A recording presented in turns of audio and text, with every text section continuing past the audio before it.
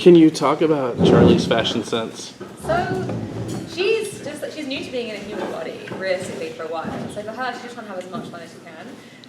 And because they found her in sort of like punk rock England 70s, that's kind of the essence that she's brought in. But I think as they go traveling through different time periods, she's sort of discovering, oh hey, there's also so many other crazy, wacky things I can do, and no one's going to stop me. And I've got a fabricator, so why not have some fun? That's kind of her vibe. What did you think when they did away with the Amaya subplot with just the literal like one line of dialogue? Well, she got married and had a kid pretty quick. Yeah, I mean, it was so timed for Amaya. I think we had the wonderful arc last season, and it just came to a point where it wouldn't be fair to the character. I think if they kept her on. So I like the fact that it's not made a thing out of, because she's happy. And, she knows she has to do this, and I hope that she fell in love with someone who was good to her. And we know from Mari that the story does continue. And I think it's nice not to sort of dwell on that and to allow this new character just to have her sort of free reign, and watch everyone sort of slowly begin to transition into realizing that they're not going to have Maya back, but they have this new character who's just as fun and interesting in other ways, and to build new relationships with her. Would you like paths to cross with her again? I would love to. It'd be so fun. I'd love to play both in one episode. We've had some. She can't shapeshift at the moment, but she does try at some points. And the obvious person who she would try to impersonate would be Amaya. Maybe that gives something away, but it's quite fun. And yeah, I think there's still room for Amaya to come back. I don't know what situation it'd be in, and it'd be fun to see her reaction to seeing herself in a completely different, altered form. And of course for Nate as well, it'd be interesting to see what would happen if Amaya did come back, and how he would react to that. Can you just expand on that a little bit? I mean, Nate and Charlie haven't even met yet. Can you preview how that goes down? It's tense. It's as to be expected, he's a bit overwhelmed by the situation, and the team choose the not necessarily best tactic of don't ask, don't tell, and he sort of stumbles upon her, so it's quite a shock. And Charlie, being Charlie, doesn't soften the blow at all. She full on sort of makes the most out of the situation. But also in some way she helps Nate get over Amaya, because when they do get over the initial sort of confrontation, they do bond a little bit, and that's quite beautiful to see. And I think that helps him sort of let go of his past and finally be able to live in his present. Does it happen in the episode where he brings his dad onto the ship? Yes. Yeah. Okay. Yeah. In full view of Hank, which is not quite how they planned the mission to go, but yeah. How might... Since Constantine was the one to kind of make Charlie stay in this one body, how is their working dynamic going to evolve from here?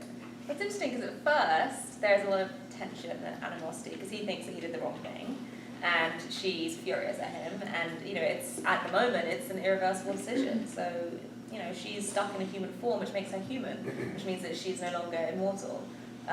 But they are forced to, in the two-parter, they're forced to work together because Charlie decides, right, at all costs, I'm going to get my powers back. And Constantine has something that he needs her to help her do, so he offers her the possibility of this return. So they sort of come together to try and make this happen, and in doing so, alter the timeline, which Charlie realizes is catastrophic. And that's what leads us to have multiple realities, which is a fantastic, hilarious episode.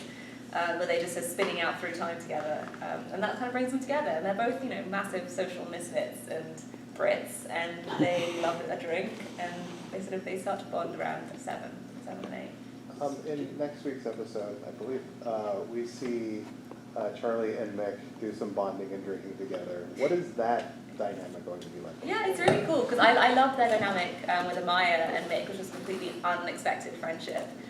Being sort of total polar opposites, and an aspect of that is carried through with Charlie, and I think that she's everything that he kind of hoped Amaya was and didn't end up being. She's a rebel, she's a wild child, she has no consideration for rules or teamwork or a greater good, she's just out for herself.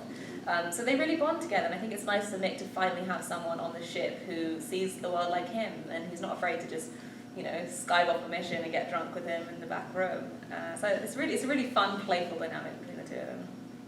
So, Legends is probably the queerest show in the DC universe, and you're an out queer woman. Are we going to explore Charlie's, even her gender or their gender, because she's a shapeshifter? She could be anything, and we're going to explore her gender or sexuality at all. I hope so. At the moment, she's just.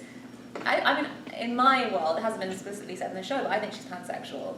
And, in the greatest meaning of it, literally any animal, any creature, because she has been every creature you can imagine under the sun in her time. And she's a massive flirt. She loves playing with people and sort of playing with the way that she can have emotional reactions from people. And so she definitely explores that. She hasn't had a love interest as such yet, but she's definitely had some flirtations and fancies.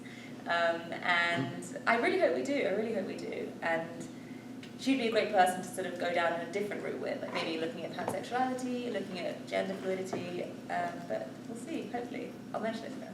How might Kwasa or Mari react if they ever met Charlie? Well, they never even met Amaya in her youngest form, so they probably wouldn't recognize her. Kwasa would. I wonder where Kwasa is now. Yeah, I mean, she's so different, but I think she's so lovable. She's extremely charismatic. She knows how to work people to get what she wants. She's so used to emulating anyone she wants that she can read people really well and sort of shift into what they need her to be when needed. So I think it's hard not to like her, even though you can kind of eye roll and get frustrated with her. She is a very likable character. Brandon gave us a hint that we'd start getting some teases about what the big bad for the season is. What can you say about that? It's completely unexpected. Sure. Everything you'd assume is the opposite, and I think that's fantastic. This is the first year, where we've shot almost half the series, and only now is the big bad beginning to come in, which is the first time for us. It's a much more emotional journey with the big bad this year, I think, and it's much more complicated than just being a bad figure. It's someone or multiple people who have emotional connections with us, and therefore makes defeating the big bad even more difficult and complex. And I think a lot of people are going to be heartbroken in the process of doing it.